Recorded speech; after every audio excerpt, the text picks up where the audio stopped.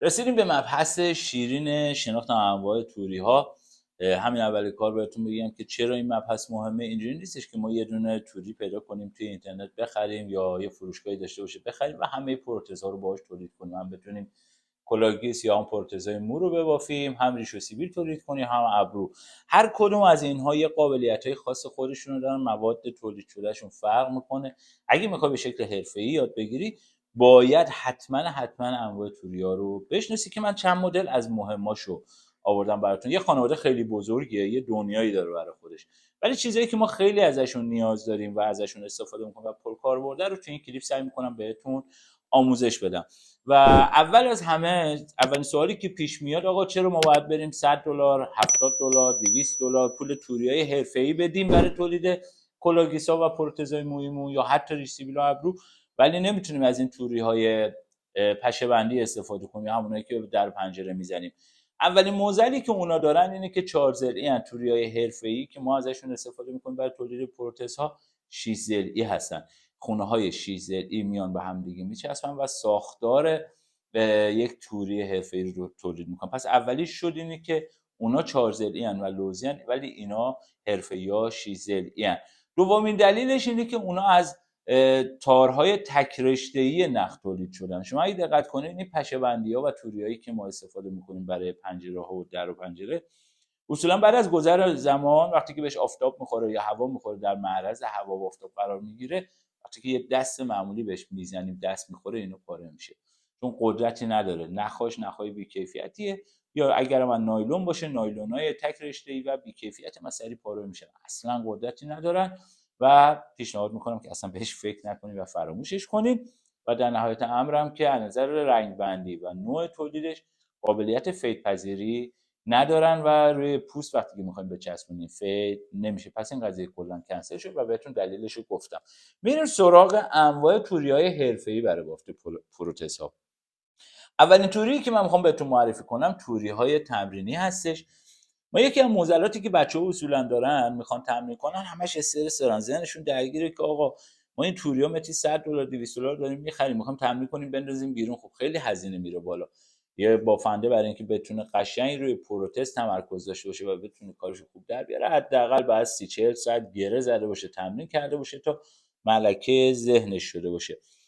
من بهتون توری‌های 6 ضلعی تمرینی رو معرفی میکنم که قیمتی نداره، اصلا کاربرد نداره توی کارهای حرفه‌ای، حتی کارهای آماتور. فقط برای ملکه ذهن شدن اینه که شما بعد از یه تایمی دیگه دستتون اتوماسیون عادت میکنه بره توی توری و گره بزنه و دیگه نیازی نیست فکر کنید که تو کدوم زاویه باید این گره بخوره. دستتون این کار میکنه. مثل یه راننده رو در نظر بگیرید، وقتی که شما میخواین گواهینامه بگیرید، اولش که میرین پای ماشین میشینید و میخواین تمرین شروع کنید، دنده ها رو نگاه میکنید، دنده یک کجا بود، دنده دو کجا بود، دنده ها رو باید ببینید پیدا کنید، یا کلاج و ترمز همینطور.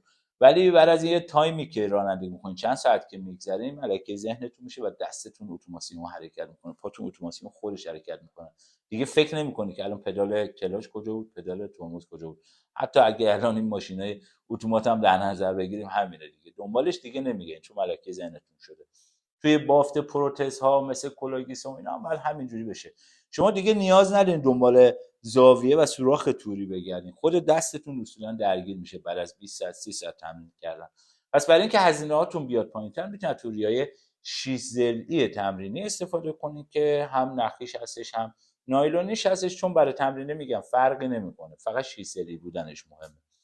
میایم وارد توریای حرفه‌ای میشیم. از اینجا به بعد دیگه همه اینا کاربرد داره.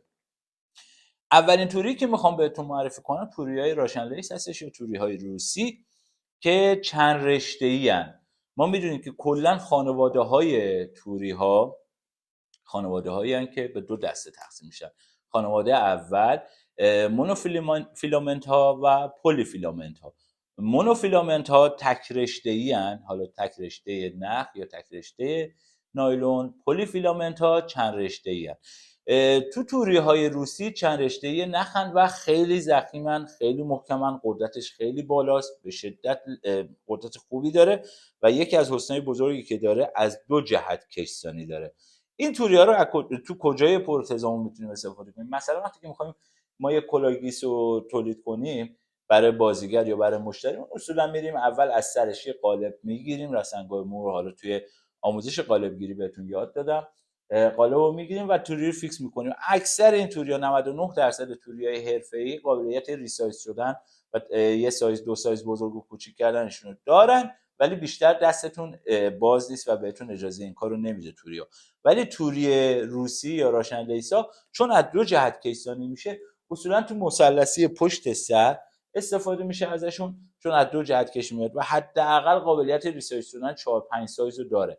یعنی شما وقتی که از بازیگرتون این قالب رو نگرفتین، دارین میرین سر یه پروژه که نمیدونین استفاده میشه یا نه، برای کدوم بازیگر میخواین استفاده کنین، یا تولید کننده این میخواین به چندین سایز بخوره، بهتره که مثلثی پشت کارتون از راشن لیسا استفاده کنین. هم استقامت داره، هم قابلیت ریسایز شدن رو تو قابلیت ریسایز شدن دستتون رو باز میذاره. فرنچ لیس ها تار و پودشون از پلی استر تولید شده. پلی استری نخی نیستن، به شدت فیض پذیرن، فیض پذیری خوبی دارن، نامرئی دیده نمیشن. وقتی که روی دست بذاریم، روی پوست بذاریم، نگاه کنید اصلا چیزی دیده نمیشه و قدرتش بالاه. و پلی استرهای چند رشته‌ای ان و چون چند رشته‌ای ان، پس تو این کلیپ یاد گرفتیم چند رشته یا قدرتش بالاست. اصولا برای وسط سر استفاده میکنن، کف سر استفاده میکنن، یا پروتزهای ریش استفاده میشه از فرنچ لیس ها. و چون توی ریش مثلا ما اگه بیایم من خودم ریشامو با اینا تولید میکنم، با اینا میزنم و چون میخوام دیگه فیترم بشه، دیگه اصلا اکسپوز نشه توی دوربین و با چش پروتز ریشمون حس نشه، یا چند تا تار مو هم لبه کاری میکنم و از بین میبرم که پیشنهاد میکنم حتما توی توریاتون داشته باشین، به شدت کاربردیه. سوئیسیان لیس ها محشرن دیگه، در موردشون واقعا نمیشه چیزی گفت. اینا یه خانواده خیلی بزرگی از توری هن که کد بندی شدن. اگه تو اینترنت یه سرچ کوچیک بزنید میبینید سوئیسیان لیس ها کد 102 104 و کدهای مختلفی داره. به شدت فیض پذیرن، از تک رشته پلی استر تشکیل شده، قدرتش نسبت به این یکی خیلی کمتره ولی فیض پذیری بالایی داره. بهتون پیشنهاد میکنم برای لبه کار رستنگاه مو ازش استفاده کنین، یا باش سیبیل ببافین، یا اگه ریشی پروتزی قراره ریش تولید کنین که نخواین لبه کاری کنین، حتما از سوئیسیان لیس استفاده کنین. که ولی من باز خودم چون یه ذره درجه حساسیتم بالاست، اصولا رو اینم لبه کاری میکنم. توری بعدی که میخوام بهتون بگم و توری خیلی عالی هستش، توری های دارچینی هستن. اینا هم رنگشون به شدت فیض پذیره، تک رشته‌ان و به شدت نازکن. وقتی که میخواین ازش استفاده کنید، توی سر انداختن توری ها، تو مطلب سر انداختن توری ها بهتون گفتم و یاد دادم که حتما ازش روش وقتی که رو قالب انداختین چند لایه چسب مو بزنین که یه ذره قدرت بده توی بافت پاره نشه. اصولا از این توریای دارچینی برای ایجاد پروتزها و کلاگیسایی که دیدی، مثلا اونه که کچلن کلا این منطقه کف سر شاید کل و مجموعه 100 تا تار مو وجود داشته باشه، پس پوست مو باید دیده شه، پوست سر باید دیده شه. برای اون بهتره که از توری دارچینی استفاده بشه، یا حتی پروتزهای ابرو یا پروتز سیویلی میخوایم ببافیم که قرار تونوک باشه، قرار مثلا تو کل سیویل 29 تا تار مو، 30 تا تار مو قرار داشته باشه، بهتره که توری دارچینی استفاده کنی. همه اینا از خانواده‌های پلی استر شدن، این چند تای آخری. و یه چیزی که بهتون بگم، اینا چون از پلی استر تولید شدن به حرارت خیلی حساسن. من یه مثالی بخوام بهتون بزنم، چند سال پیش سر یه سریالی بودیم، تقریبا 14 سال پیش 15 سال پیش، یه ریش راکوردی داشتیم.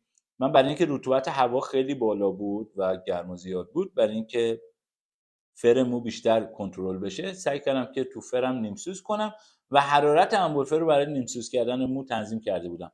ولی حواسم نبود، اصلا واقعا فراموش کرده بودم که این پلی استرها خیلی حساسن و انبوفر رو انداختم و ریش متاسفانه نصف تو ریش سوخت، ریش دیگه بلد نخورد، ریش راکوردی ما مجبور شدیم که یه شب تا صبح بشیم دوباره ریش راکوردی رو ببافیم از اول که فردا بازیگر کار داشت. خیلی مراقب باشین، به حرارت حساسن. اگه قرار ریشی رو فر بزنید، سیبیل رو فر بزنید، تا نزدیکی پلی استر رو برین.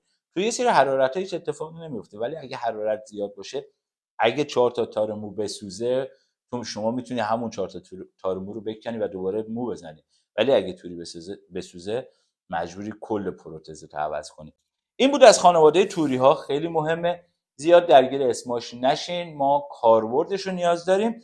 و در انتها میخوام اون مطلب مهم رو بهتون بگم. و تا چند وقت پیش، الان شما سرچ هم کنید، تموم آموزشگاه، تموم کسایی که دارن آموزش میدن، وقتی که میخوان به بچه‌هاشون بگن توی توری تو چه زاویه‌ای گره بزنن، میگن مثلا تو این زاویه گره بزن، مثلا تو این زاویه گره بزن. ولی من اومدم برای اولین بار یکی دو ساله این مطلب مثلا از توش حذف کردم و برای اینا اسم گذاری کردم.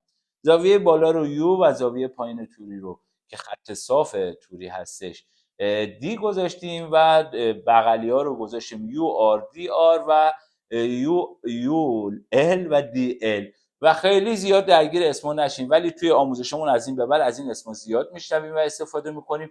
من بهتون میگم سیبیل ببافین تو زاویه دی ال یا سیبیل ببافین تو زاویه یو آر. اینا دیگه به مرور زمان میاد دستتون. این هم برای آموزش اولیه است، یعنی بعد از 30-40 ساعت به آموزش دیگه نیاز به اینا هم پیدا نمیکنین. امیدوارم که از این آموزش لذت برده باشین. مرسی که اگه نظری هست و تجربه‌ای هست توی کامنت برای ما شیر میکنین و مرسی که با لایکتون بهمون انرژی میدین. اگه تازه به کانال ما اضافه شدین سابسکرایب کنین تا آموزش رو از دست ندین. بریم برای آموزش بعدی.